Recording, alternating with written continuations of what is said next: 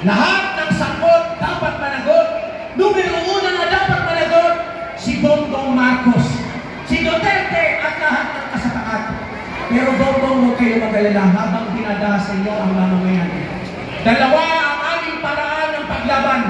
Lalabanan namin kayo sa parlamentong pakikibaka. At nabasa ko po sa pahayagan ng Partido Komunista ng Pilipinas, sabi ng Bagong Hukom Bayan, huwag kayong mag-alala, lilipunin namin ang mga militar sa Abang Sulok, Luzon, Visayas at Mindanao. Kaya meron tayong kakampi. Ang revolusyonaryong hukbo ng mga mayroong Pilipino, ang Bagong Hukom Bayan. Mga kasama, dahil nauna ang mga magsasaka, ngayon ay araw ninyo, ang November 30 ay araw ng uuluan ng uling manggagawa. Sasamahan niyo ba kami?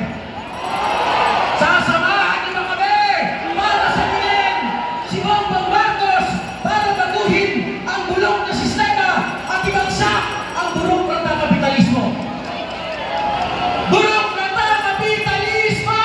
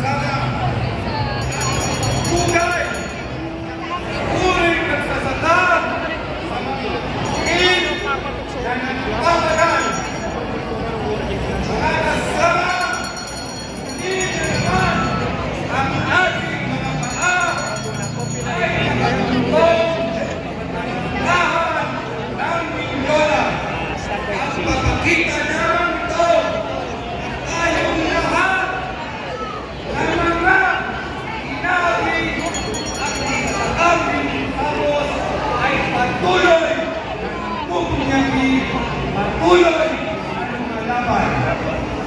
Hindi alaman ng lahat ang Kristo ang panahayag ng mga Estado Unit kung paano nila sinataas ang mga mamumukid sa timog kapagalugan. Nagganap ang militarisasyon sa bahagi ng timog kapagalugan. Ang isang barangay sa bahagi ng Antipolo, ang sitio at barangay San Jose at ang sitio San Jose. Mga kasama, matagal nang nagpapagal ang mga masasaka. Pero patuloy na hindi dinidinig ng Estado ang karaniwan ng mga magbubukid. Humihiling ng lupa. Ano ang nagiging tugon? Pandarahas, pasismo, pang-aagaw sa lupa, at kung binibigyan ka ng lupa, 6 feet kilogram ang ginagawa ng mga switik na nasa Estado Poder na walang gawa kung hindi ang pagkonsinte sa korupsyon. Ang gobyerno na to, partikular ang U.S. Benjamin Marcos Jr. at Duterte, walang pinagkaiba dahil parehas lang sila na kurap. Sa panahon ngayon ni Bongbong, makikita natin may nakumpa doon sa nandampong sa pondo ng bayan kaugnay sa Blood Control. Hanggang ngayon ay wala pa. Nagsagawa ng kilos protesta ang mamamayan, ang magbubugin, ang manggagawa, pero wala pa rin tugon. Hindi ang naging tugon. Tayo raw at ang kanilang mga ikuti ay marahas. Ito ang pasistong tugon ng Estado sa atin at partikular sa mga pabukid na humihiling ng lupa, ngunit dilubyo ang ibinibigay ng subvensyon at ang developmental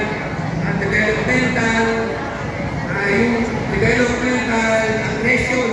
Ito yung tinatawag na aggression sa kaunlaran na sumisira sa buol sa kabuhayan ng mga grupo, sumisira sa kanilang pamumuhay at mawawasa sa dignidad ng mga grupo na apektado pati ang mga magsasaka. Mga kasama, lugad lahat ang pinatupad na batas dapat sa tuwing panahon. Walang naibigay ng pagkakas.